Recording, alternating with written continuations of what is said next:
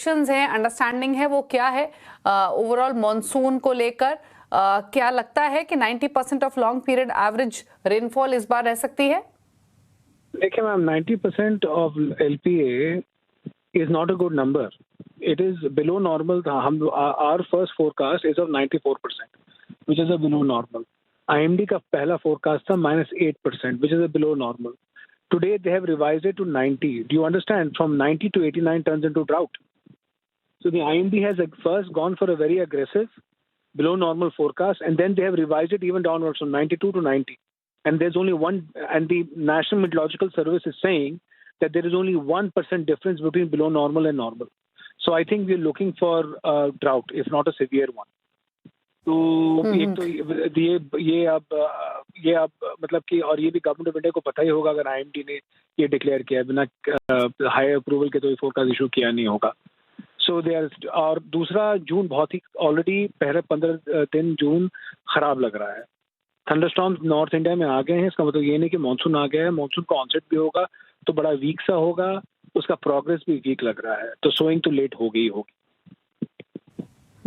अच्छा जतिन जी, अभी तो इनफैक्ट मानसून आया नहीं है, और उसके पहले ही जो 90% LPA की हम बात कर रहे हैं, IMD ने जो कहा है स्टेटमेंट, जो आपने भी इनफैक्ट अभी क्लियरली कहा, मेरे ख्याल से लोवेस्ट एवर फोरकास्ट होगा in the run up to monsoon. और प्लस कितने % चांसेस आपके हिसाब से आप देख रहे हैं कि 90% के नीचे जाने की भी सिचुएशन हो सकती है मानसून की?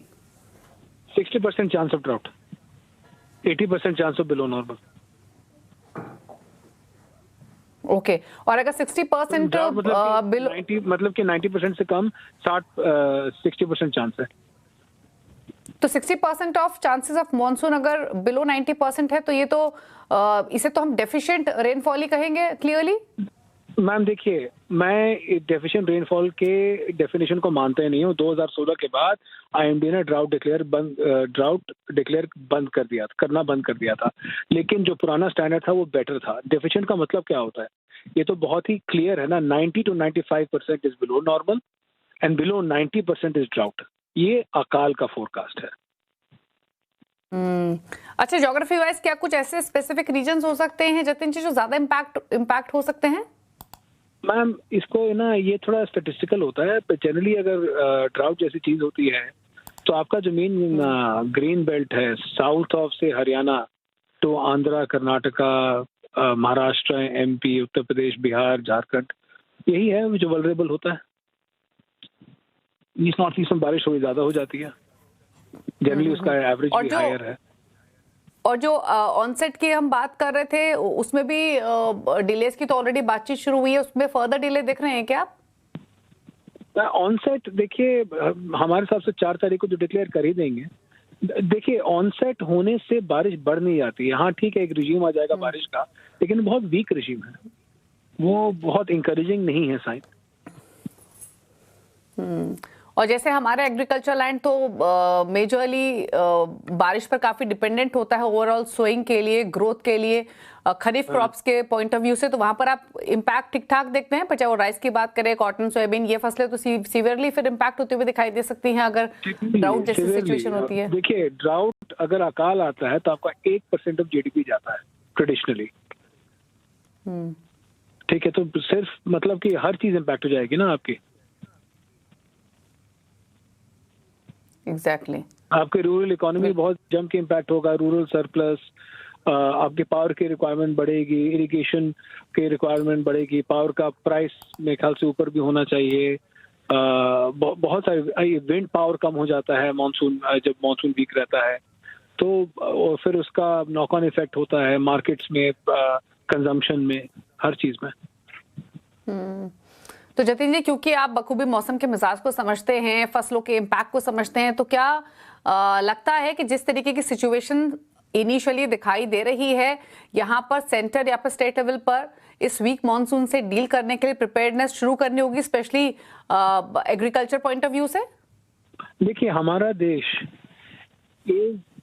Has been for a long time drought resistant but not drought proof. तो जब पहले अकाल आते थे 60s तक, तो हमारे यहाँ फैमिन होते थे, भूखमरी होती थी. वो सब चीजें तो नहीं होती हैं, लेकिन रूरल स्ट्रेस तो होता है, रूरल अर्बन माइग्रेशन शुरू हो जाता है. स्टेट गवर्नमेंट्स और सेंट्रल गवर्नमेंट बखूबी तैयार हैं अकाल से डील करने के लिए। आज से नहीं, पिछले 50 साल से ये पूरा मशीनरी है उसके लिए। फूड स्टॉक्स होते हैं, पानी का इंतज़ाम किया जाता है, सीड्स का इंतज़ाम किया जाता है, डीजल सब्सिडी दी जाती है, डायरेक्ट इंटरवेंशन भी होती है, एनडीआरएफ के फंड्स होते हैं, प्रधानमंत्री फसल बीमा योजना के तहत कॉम्पनसेशन दिए जाते हैं, पीएम किसान ऑलरेडी चल रहा है। तो उसमें और सरकार की एफर्ट सेंट्रल और स्टेट लेवल में बहुत बहुत अच्छी होती है, बहुत बहुत सिंसियर होती है। लेकिन हमारे यहाँ स्केल का बहुत बड़ा प्रॉब्लम है। इतने सारे लोग 17% ऑफ जीडीपी एग्रीकल्चर डिपेंडेंट, और 650 से 750 मिलियन लोग एग्रीकल्चर से डायरेक्टली इनडायरेक्टली डिपेंडेंट, और 800 करोड़ लोग इस देश में ये फूड सब्सिडीज का फायदा लेते हैं।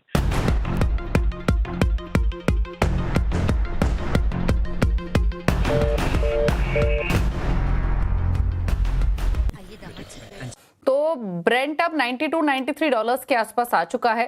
Potential US cease fire deal होने की एक्सपेक्टेशंस में ये प्राइसेस नीचे हुए हैं। हालांकि अभी सिर्फ यूएस और ईरान ने अग्री किया है सीज फायर एक्सटेंड करना, चीजें भी फाइनलाइज नहीं हुई हैं और उसके बावजूद प्राइसेस 92 के आसपास है।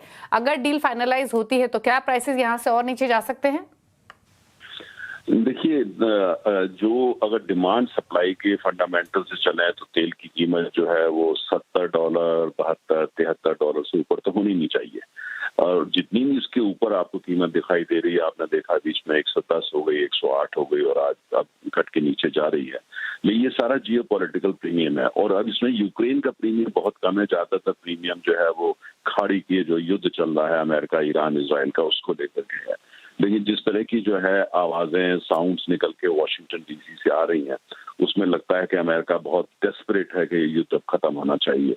और दूसरी तरफ ईरान जो है पहले थोड़ा बहुत कर रहा था, लेकिन लगता है कि ईरान भी चाहता है कि भाई युद्ध अब खत्म हो, लेकिन वो निकालने की कोशिश कर रहा है, उसका फायदा कितना होगा। प्लस ये जो खबरें आई हैं कि $300 बिलियन अमेरिकन कंपनीज ईरान में इन्वेस्ट कर सकती हैं, ईरान ने अभी हालांकि उसको खारिज किया है, कुछ ईरान के सूत्रों ने उसको कंफर्म भी किया है। तो कुल मिलाकर ऐसा लगने लगा है कि जो है अब जो है सही दिशा में बातचीत चल रही। कितना समय लगेगा ये कहना मुश्किल है। कुछ देशों को पाकिस्तान का इन्वॉल्वमेंट इसमें काफी है, उसको लेकर के काफी शंका है।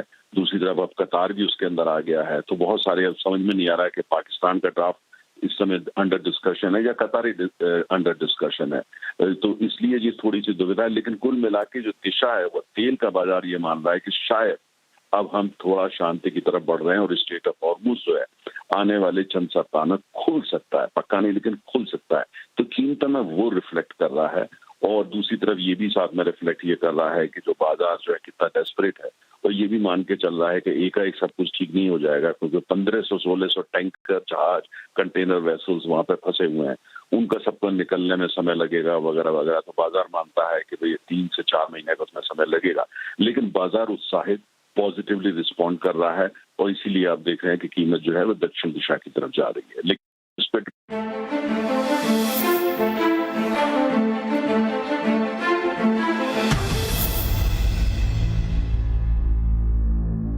Go powered